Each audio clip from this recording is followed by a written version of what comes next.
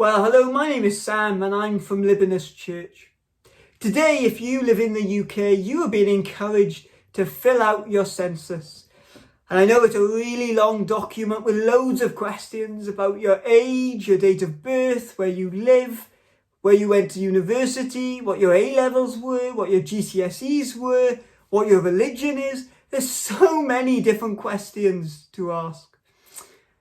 I recommend you fill it in, and I'm reminded of one lady who she filled in her form early. And she was told, if anything changes, let me know. You'll have to ring back in and go through the process again and let us know if there's any changes. And she said, absolutely not. Nothing is going to change between now and Sunday. Well, I'm sure you can guess what happened. Less than a day after she'd filled in her form, something changed. And she had to ring back up and go through the process again. But this reminded me of a Bible verse, and Revelation 3 and verse 5 says this: the one who conquers will be clothed in white garments, and I will never blot his name out of the book of life. I will confess his name before my Father and before his angels. And I love this because it reminds me that that lady, effectively what she had to do was get somebody to delete her mistake. Put a big line through it, cross it out, blot it out. She'd made a mistake and she had to get rid of it.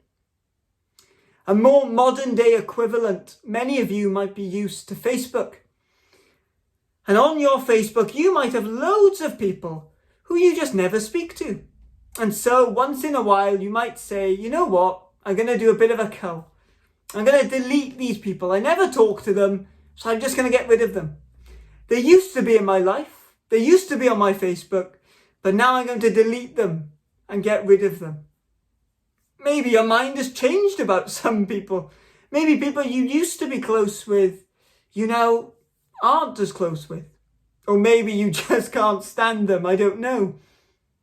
But we all change our minds and change our opinions, and we cross things out, we blot them out, we delete people. But I love this verse of the Bible which tells us that those who are trusting in Jesus will never be blotted out from the book of life. And I wonder, has your opinion changed about anybody over lockdown? Because what we hear in this verse is that Jesus doesn't change his mind about those people he loved.